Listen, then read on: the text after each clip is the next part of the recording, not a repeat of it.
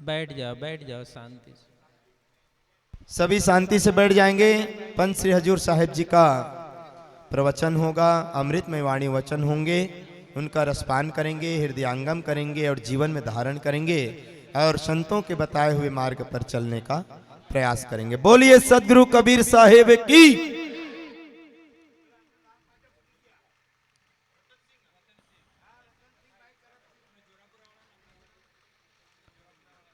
बोलो सदगुरु कबीर साहेब की, धनी धर्मदास साहेब की, लहरतारा धाम की, खरसिया गद्दी की, पंच श्री हजूर उदित नाम साहेब की, पंच श्री हजूर मुकुंद मणि नाम साहेब की, संत महापुरुषों की।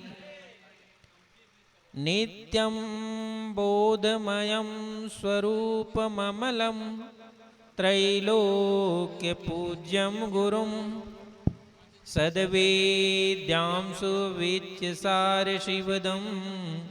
शिष्यैश्च संसेवितम् आसीनं रुचिरासने सतदले सौम्याकृतिं सन्निभम् तं लीलादृतविग्रहं यतिवरं वन्दे कबीरं परम्।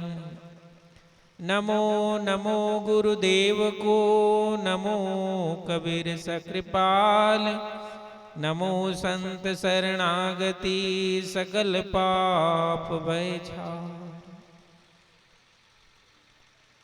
आज इस शुभ अवसर पर गांव का क्या नाम, गांव का नाम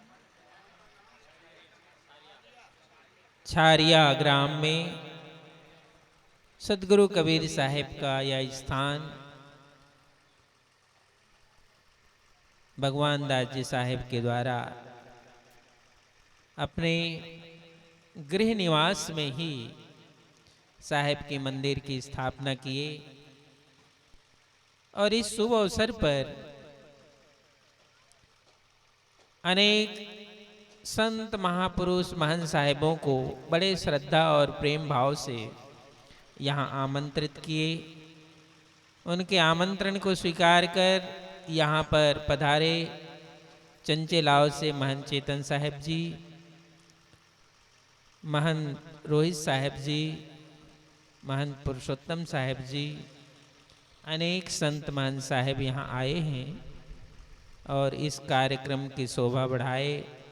आप संत समाज, भक्त प्रेमी जन, जिज्ञासुजन, भक्तिमती माताएं और सभी जो यहाँ बैठे हुए भक्त हंस समाज,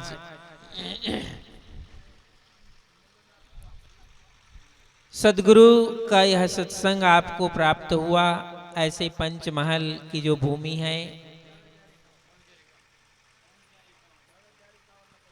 अनेक महंत साहिबों का सत्संग, चौका, आरती विधान इस पूरे अंचल में बराबर होता रहता है और आप सबको इसका दर्शन लाभ भी मिलता है। संतों के सानिध्य में जिनका जीवन व्यतीत होता है, जिनको साहिब का सत्संग सुनने का अवसर मिलता है, निश्चित रूप से उसके जीवन से बहुत कुछ कसमलता तो दूर हो जाती है। लोग कहते हैं ना, सत्संग से क्या फायदा होता है, संतों की सेवा से क्या फायदा होता है। बहुत सबके मन में ये भाव पैदा होता रहता है कि उससे हमें क्या मिलेगा। साहिब महापुरुषों ने कहा, सठ सुधरई सत्संगति पाई। क्या कहा? सठ सुधरई सत्संगति पाई, पारस परस कुधातु सुहाई।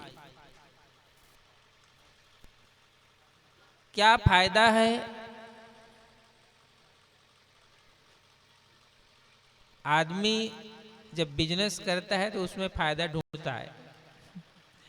वो माइंड है, वो मन है, ये सोच लेता है कि संत के संगत में, संत की सेवा से क्या फायदा है। लेकिन ये महापुरुषों का वचन है, 60 सुधरहि सत्संगति पाई। 60 से 60 व्यक्ति, पामर से पामर व्यक्ति, पतित से पतित मन भी संत के शरण में आके सुधर जाता है। अब मैं तुमको कथा सुनाऊं कि वो कैसे सुधरता है। जैसे ये आपका गांव है, क्या गांव बताया है? छारिया गांव है। ऐसे ही एक गांव था। एक संत, पुराने जमाने की बात है, जब गाड़ी मोटर थे नहीं, संत पैदल यात्रा करते थे।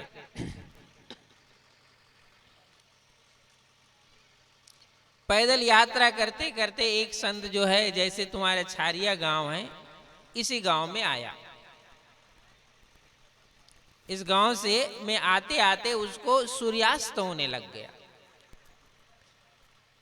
तो पहले संत लोग जो है दिन में चलते थे और गाड़ी मोटर का जमाना नहीं था, तो जहां रात होती थी वहां 4 पहर रात्रि उसी गांव में रुक जाते थे। तो वो संत जो है उसी गांव में आते आते उसको संध्या हो गई।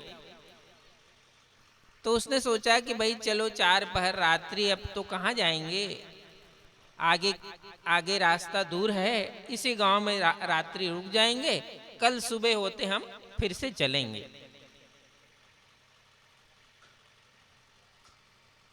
तो उस गांव में जैसे ही वो प्रवेश किया तो पहला घर मिला उसको। गांव के बाहर जो पहला घर था, शाम हो चुकी थी, सूर्यास्त हो गया था, और पहले घर के पास जा करके उस संत ने वो दरवाजा खटखटाया। दरवाजा खटखटाया, आवाज लगाई। अब मुझे तो वो गुजराती नहीं आती, ये बड़ी समस्या है मेरे साथ। अब मैं हिंदी में ही कह रहा हूं, आप सब समझ तो रहे ही होंगे, समझ रहे हैं? और माताएं समझती हैं कि नहीं? समझती हैं। तो वो जो संत है उस गांव में जैसा ही प्रवेश किया, शाम रात्रि हो गई, तो गांव में जो पहला घर मिला उसी घर के पास जा करके उसने दरवाजा को आवाज लगाया। तो अंदर से एक व्यक्ति निकला वहां से। उसने देखा कि कोई साधु द्वार पर खड़ा है। वो भी थोड़ा आश्चर्य में पड़ गया। कभी मेरे द्वार पर कोई साधु संत तो आता नहीं है, क्योंकि मैं कोई भगत थोड़े हूं कि साधु संत आए। कोई भगत के द्वार पर साधु संत आता है ना जी। तो वो जब साधु को देखा तो उसके मन में ये भाव पैदा हुआ कि कैसे साधु यहाँ पर मेरे द्वार पर आ गया, मैं कोई भगत नहीं हूं। तो वो संत ने जब वो दरवाजा खोला तो उसने संत ने कहा, देखो भाई, मैं तो एक यात्री हूं, यात्रा करते हुए जा रहा हूं आगे, रात्रि हो गई है, अब मैं सोचता हूं कि ये 4 पहर जो रात्रि है यहीं विश्राम कर लूं और कल सुबह मैं चला जाऊंगा।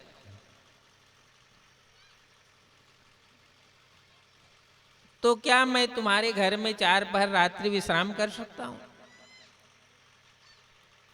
अब वो तो कुछ देर सोचने लगा कि मैं तो कोई भगत हूं नहीं, लेकिन रात्रि हो गई है, द्वार पर ये साधु आ गया।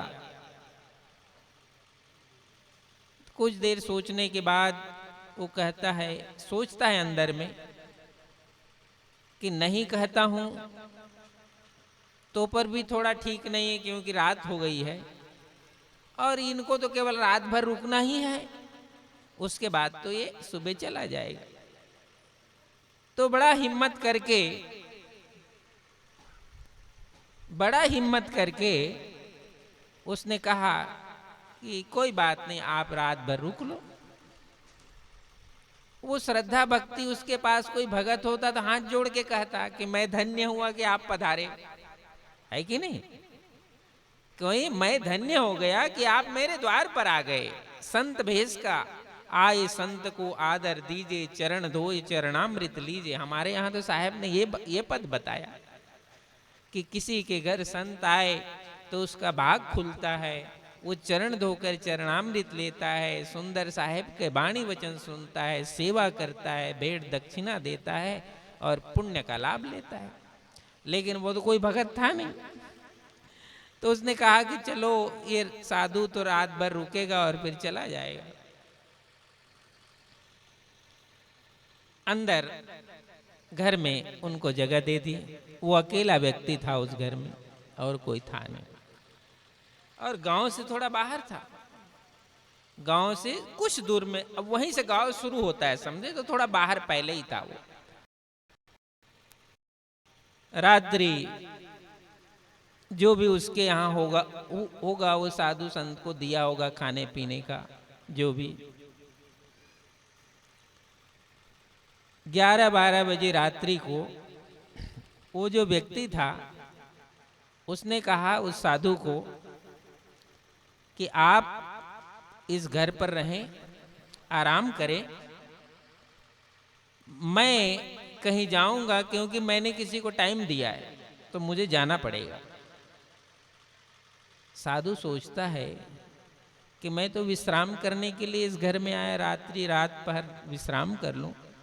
ये 12 बजे रात ये व्यक्ति कहता है कि मैंने किसी को टाइम दिया है, मैं भोर में आ जाऊंगा 4 बजे, अभी मुझे जाना पड़ेगा। ऐसा कह करके वो व्यक्ति यंग था, वो जवान था, वो व्यक्ति चला गया। वो कौन था? वो चोर था। वो जो गया वो कौन? वो घर में जो था वो कौन था? वो चोर था। तो चोर ने अन्य अपने साथियों के साथ उस दिन प्लान बनाया था कि कहीं पर चोरी करना है। तो प्लान तो पहले से बना था ना, साधु तो प्लान के बीच में आ गया। साधु को है वो प्लान के बीच में आ गया। अब वो जब चला गया वहां से, संत सोचता है कि मैं कैसे घर में आ गया, घर में कोई नहीं है, मैं अकेले हूं। और ये व्यक्ति कहता है कि मैंने किसी को टाइम दिया है तो मैं भोर में आ जाऊंगा, अभी जा रहा हूं। वो चला गया और कहता है घर में आप आराम से सो। अब घर में मैं क्या आराम से सोऊं? घर में तो मुझे रखवाली पड़नी कर, कोई दूसरा चोर इस घर में आ गया तो क्या होगा? अब मेरा कहां से आराम होगा? अब तो मुझे घर की रखवाली करनी पड़ेगी क्योंकि घर में तो कोई नहीं है ना। संत को नहीं पता था कि वो कोई चोरी ही करने गया है, लेकिन वो तो चोर था, वो चोरी करने उधर चला गया। संत उसके घर में दिन भर रात भर जागता रहा। अब संत जागेगा तो क्या करेगा? भजन ही करेगा। संत कोई आराम नहीं किया, भजन ही किया उस घर में बैठकर। ये जब चोरी करने गया बाहर, तो जहां जहां चोरी का उन लोगों ने प्लान बनाया था, ये जब जाता था जहां भी चोरी करने के लिए, तो उसको वो साधु जहां जहां जाता था वो साधु दिखाई पड़ता था। उसको वहां वहां वो साधु को वो देखता था, उस साधु को सामने ही खड़ा दिखता था। वो चोरी कर नहीं पाया और जब भोर होने लगा तो वापस घर आ गया।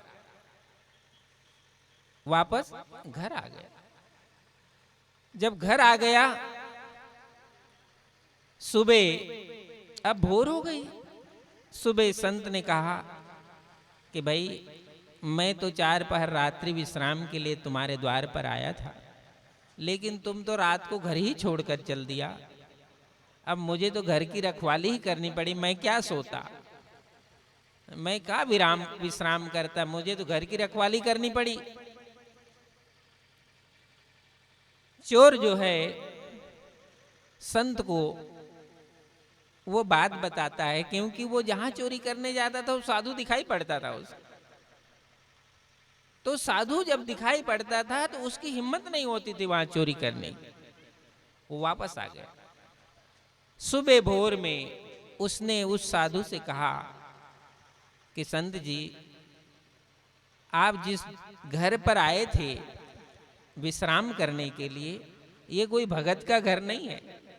मैं कोई भगत नहीं हूं। मेरा कुछ स्वभाव चोरी करने का है और मैं गया ही थी चोरी करने के लिए, लेकिन जिधर भी मैं चोरी करने का प्लान बनाता था उधर आप ही खड़े नजर आते थे, और इसीलिए वो चोरी मुझसे हुई नहीं, क्योंकि आपका दीदार हो जाता था, दर्शन हो जाता था। संत ने कहा कि देख, मेरे कारण तुमने आज चोरी नहीं की, मेरे कारण चोरी नहीं की ना, मेरे कारण तुम वहां नहीं चोरी की, और मेरे कारण तुम्हारे घर में दूसरे ने चोरी नहीं की। तुम्हारे घर भी तो चोरी हो सकता था कि नहीं हो सकता था? नहीं हो सकता था, क्योंकि जब घर में कोई नहीं है तो चोरी तो हो सकती थी। मेरे कारण तुम दूसरे के घर चोरी नहीं कर पाए, तो चोरी नहीं कर पाए इसका जो फल है, क्योंकि चोरी करना कोई अच्छा तो नहीं है ना, ये जो पाप है, ये जो बुरे कर्म है, उससे तो तुम आज की रात्रि जरूर बच गए। आज की रात्रि बच गए कि नहीं बच गए? उस बुरे कर्म से तुम बच गए। इसलिए ऐसा कर कि तुम ये चोरी का काम छोड़ दे, ये चोरी का काम छोड़ दे। परमात्मा ने तुम्हें अच्छा शरीर दिया है, दुनिया में सारे लोगों को शरीर मिला है, कुछ काम कर, कुछ धंधा कर, उसी से तेरा पूरा हो जाएगा, लेकिन ये चोरी का काम तुम छोड़ दे। ऐसा कह करके वो संत वहां से चला गया। उसी दिन से उस व्यक्ति ने चोरी करना छोड़ दिया। लोग कहते हैं ना, संत के आने से क्या फायदा, संत की सेवा से क्या फायदा, संत के सत्संग से क्या फायदा? ये फायदा है, ये फायदा है 60 सुध नहीं सत्संगति पाई। 60 से 60 व्यक्ति भी जिसका मन दुर्मति से भरा हुआ है, वो संत की संगति में बैठने से, संत के दर्शन करने से, संत के वाणी और वचन को सुनने से उसका मार्ग बदल जाता है, रास्ता बदल जाता है। और इसीलिए संत का इस धरती पर अवतार होता है। धरती पर संत किस लिए आते हैं? धरती पर संतों का आगमन ही इसीलिए होता है कि वो विचरण करके मनुष्य का विचार, और विचार के बाद जो कर्म, वही बुरा होता है, वही बुरा होता है ना। मनुष्य का विचार और उसका कर्म ही बुरा होता है। और जब कोई संत के वाणी वचन और दर्शन से उसका विचार बदल जाता है, उसका कर्म बदल जाता है, फिर आदमी बुरा होता, फिर आदमी कहाँ बुरा है? फिर आदमी बुरा नहीं होता है। उसके विचार और उसके बाद उसका कर्म, यही बुरा होता है। यही तो बुरा है ना, बुराई तो यही है। और जब वो बुराई चली जाती है तो वो आदमी बुरा, कोई भी आदमी बुरा होता नहीं है। उसका जो विचार है और उसका जो कर्म है वही बुरा होता है। और संत गुरुजन उसके विचार को बदल देते हैं, और जब विचार बदल जाता है तो कर्म बदल जाता है, तो वो व्यक्ति काग से हंस हो जाता है। वो व्यक्ति काग से हंस हो जाता है। ये सत्संग का फायदा है, ये गुरु के दर्शन का फायदा है, ये सत्संग में बैठने का फायदा है कि मनुष्य का विचार बदल जाए, चाहे नर हो चाहे नारी हो, कोई भी हो, उसका विचार बदलता है। और जिसका विचार बदल जाता है उसका कर्म बदल ही जाता है। ये है सत्संग की महिमा, ये संत गुरु की कृपा की महिमा है। और जो इस जन्म में, इस जीवन में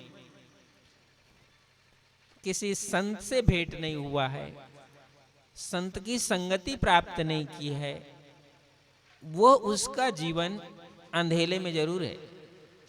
वो अपने को सोच ले मैं कितना ही उजाला में हूं, लेकिन उसके जीवन में घोर अंधकार है, घोर मलिनता है।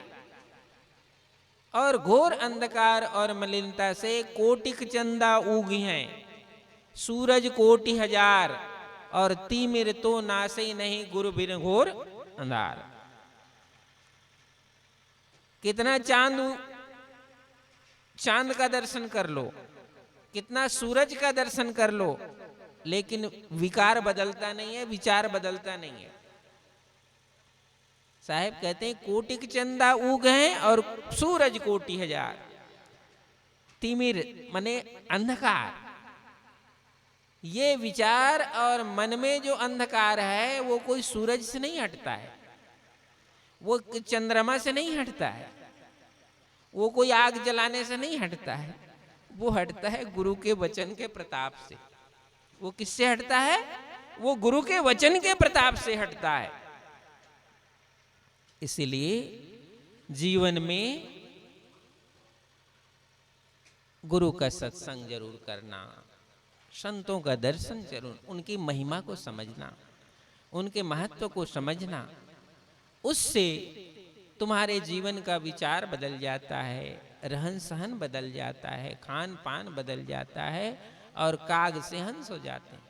मेरे सतगुरु दीन दयाल काग से हंस बनाते हैं। वो कौन है? वो मेरे सदगुरु तो हैं। काग से हंस बनाया है।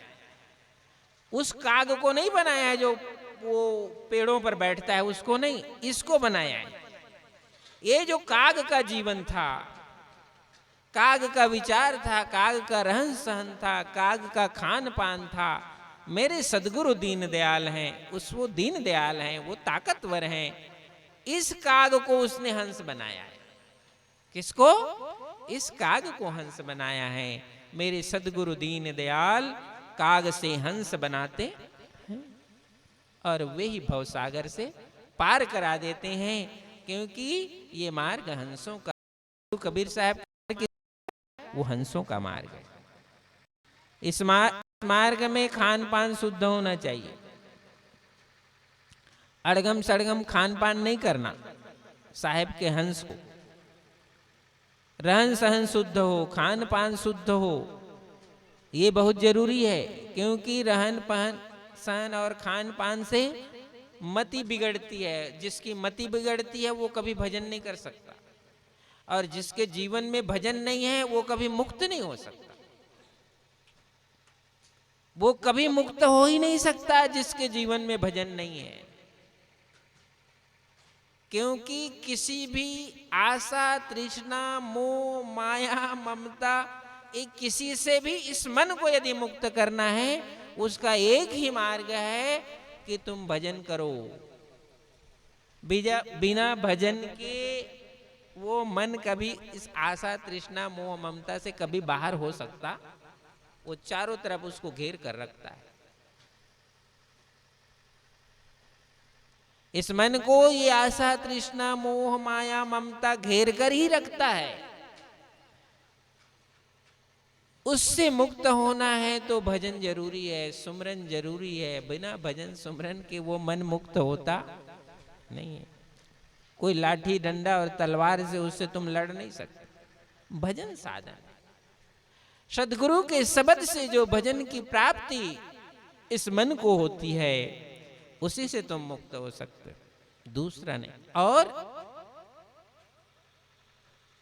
जिसका खान पान बिगड़ा है, जो भांग, तमाकू, सूत्रा, सुरा पान से हेत, और ते नर नर के जाएंगे और नाती पूत समेत, साहब ने कहा इस घट में भजन नहीं हो सकता। उस घट में भजन होता है जो नशा पत्ता से मुक्त होता है, उसी घट में भजन होता है। और भजन के बिना भव से पार होता नहीं है। जीव को भजन करना पड़ता है, अब तभी वो आशा तृष्णाओं से आप एक क्षण के लिए ऊपर उठ सकते हो। भजन की ताकत नहीं है, सुमरन की ताकत नहीं है, तो ये बंधन ही है। और इस जन्म का ही बंधन नहीं है, फिर जीवों को जन्मों जन्मों का बंधन है। इस जीवों को जन्मों जन्मों का बंधन है। तो ये साहेब का जो मार्ग है, सदगुरु का मार्ग है, वो संतों गुरुजनों की सेवा भक्ति और सत्संग का मार्ग है। गुरुजनों की सेवा भक्ति और सत्संग का मार्ग है, ये हंसों का मार्ग है। तो ये जो पंचमहल की भूमि में आप सबको जो ये अवसर प्राप्त होता है, सत्संग का, चौका आरती के दर्शन का, भजन सत्संग का, इसका तो लाभ मिलता है। और आप धन्य भागी हैं कि इस पंचमहल की भूमि में इतनी भक्ति की सरिता प्रवाहित हुई है। जगह जगह पर सत्संग का आयोजन होता है, चौका आरती का आयोजन होता है। संत महापुरुष आपके महंत साहेब इस पूरे अंचल में विचरण करते हैं। तो बहुत बहुत आप भाग्यशाली हैं। महंत भगवान दास जी जो इस स्थान के को निर्माण किए, उनको भी खूब खूब आशीर्वाद। साहेब की दया आप सब पर बनी रहे। इसी प्रकार साहेब के वाणी वचन को पूरे जीवों के कल्याण के लिए प्रसारित और प्रसारित करना, ये संतों का धर्म होता है। संत के लिए साहेब ने बहुत ऊंचा स्थान दिया है। संत यवन विच रही यही हेता, जड़ मूरत को करहि सचेता। संत यवनी नाम पृथ्वी पर विचरण करते हैं, और जो जड़मती है, अज्ञानी है, अंधकार में बसा हुआ है, उसको साहेब अच्छा मार्ग बता देते हैं। और फिर पापी से पापी मन, कलुषित से कलुषित मन साहेब के भजन में लग जाता है, दान पुण्य सेवा में लग जाता है। तो जो बचा हुआ जो जीवन है, अपना जो बचा हुआ जीवन है, उसको हम सुधार लेते हैं, उसको पार ले जाते हैं। और यही इस जन्म में मुक्ति का साधन है।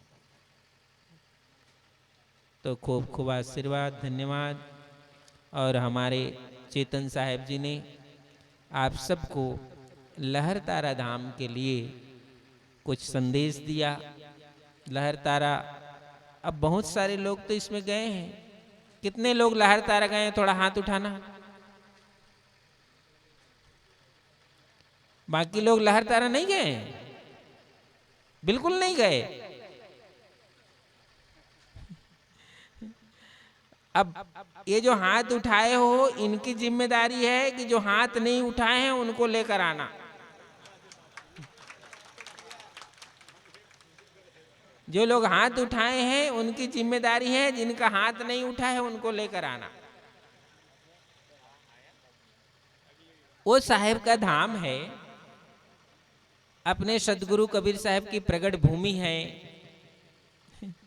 वो तो बहुत बड़ा स्थान है ना, और बहुत बड़ा स्मारक वहाँ साहेब बनाए। उसके लिए आपको यहाँ प्रेरणा दी गई कि थोड़ा बहुत आपकी सेवा वहाँ पहुँचे। तो वहाँ जो साहेब का दरबार है अति सुंदर बने, बहुत सुंदर बने।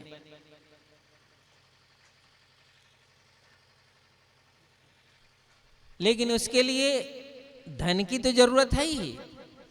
धन से ज्यादा जरूरत होती है हृदय को मजबूत करने की, क्योंकि धन हृदय की मजबूती के बिना दान नहीं होता है। वो नहीं होता ना, क्योंकि दान के लिए हृदय में तरलता चाहिए, तरलता, स्वाभाविक तरलता चाहिए। उसके बिना दान नहीं होता है। और दूसरी चीज,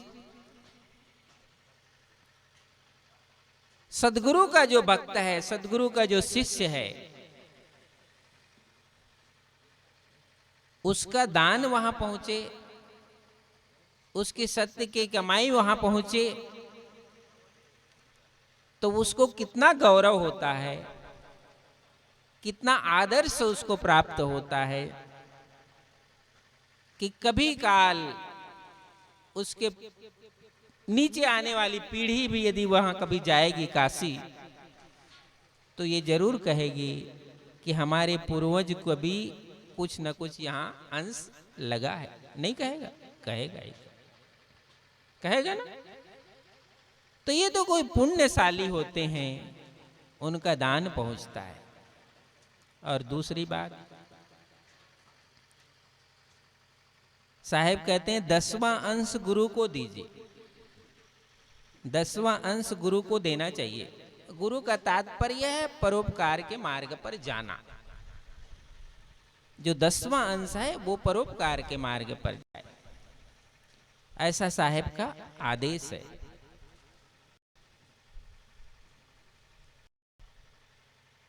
लेकिन मुझे तो लगता है जितना तुम खर्रा खाते हो उतना भी दान नहीं कर पाते हो। वो खाते हो ना गुड़, तमाकू फमाकू, पता नहीं क्या क्या चीज खा खो करके फेंक देते हो, उतना भी तुम्हारा दान साहेब के दरबार में नहीं पहुंचता है। तो साहेब समझते हैं कि तेरी भक्ति कितनी ऊंची है। तो साहेब समझते नहीं है क्या? साहेब तो समझ ही जाते हैं कि तुम्हारी भक्ति कितनी ऊंची है। जिस पुण्य के काम के लिए, जिस पवित्र काम के लिए। और दूसरी बात और, चलो वो तो साहेब का दरबार है, वो बन ही जाएगा, वो बनने से उसको कोई रोक सकता नहीं। लेकिन जिसका दान नहीं पहुंचेगा वो तो चूक जाएगा ना। वो बनने से तो कोई रोक नहीं सकता उसको, वो बन जाएगा। कोई न कोई दानवीर का दान से वो बन ही जाएगा। नहीं बनेगा ऐसी बात नहीं, वो बन जाएगा। लेकिन कदाचित तुम्हारे के लिए, तुम्हारे जीवन के सामने से ये अवसर आया है, तो तुम उस अवसर में उसमें कुछ डाल देना। ये तो अवसर तुम्हारे पास आया है ना। जैसे नाव है, नाव उधर से गुजर रही है और तुम किनारे खड़े हो, तो तुम नाव में बैठ जाओगे तो वो नाव से पार हो जाओगे। और नाव तुम्हारे लिए, नाव रुकी थोड़े रहेगी, वो नाव तो चली जाएगी ना। तुम नहीं बैठोगे तो भी चली जाएगी। वो तो साहेब का दरबार है। ये दान का नाव आज तुम्हारे द्वार पर आया है और ये नाव ज्यादा देर रुकने वाली नहीं है। यहाँ तुम दान करोगे चाहे नहीं करोगे, ये नाव आगे चली जाएगी। जाएगी कि नहीं जाएगी? ये आगे चली जाएगी और वो दरबार भी बन जाएगा। नहीं बनेगा ऐसा बात नहीं है, वो बन जाएगा। लेकिन तुम चूक जाओगे। आप चूक जाओगे कि वो दान की नाव तो मेरे आंगन में भी आया था, मेरे क्षेत्र में भी आया था, मेरे पंचमहल में भी आया था, लेकिन मैं उसमें कोई डाल पाया, वो तो नाव चली जाएगी और वो साहेब का दरबार बन जाएगा। ऐसे भाव जिसके होते हैं, ऐसी श्रद्धा जिसकी होती है, उसका अंश वहां जाएगा। सबका अंश जाएगा नहीं। और साहेब कहते हैं 4 दरबार है, बता रहा 4 दरबार है ना। अभी तो साहेब ने बताया कि सदगुरु के दरबार के लिए दान करना है। 3 और दरबार है। एक है पुलिस का दरबार, है कि नहीं? एक है अदालत का दरबार, एक है डॉक्टर का दरबार। ये 3 दरबार और है। अभी तो साहेब की दरबार की ही चर्चा हुई है कि साहेब की दरबार तक तुम्हारी कमाई साहेब की दरबार तक जाए। अब जब साहेब के दरबार तक कमाई नहीं जाएगा तो ये 3 दरबार में कहीं ना कहीं जरूर जाएगा। कितना ही जाएगा, वो जाएगा ही जाएगा, उसको तुम रोक नहीं सकते हो। जब साहेब के दरबार की तरफ नहीं जाएगा तो 3 दरबार तो और बैठा हुआ है, उसी दरबार में चला जाएगा। तो कम से कम उन दरबारों में न जाए तुम्हारा पैसा, तो साहेब के दरबार में जाए, सदगुरु के दरबार में जाए। तो ये आप सबको आमंत्रण, साहेब के दरबार में आना, लहरतारा धाम आना। अनेक पंचमहल के महंत साहेबों ने, भक्तों ने बहुत सहयोग किया उस स्थान पर।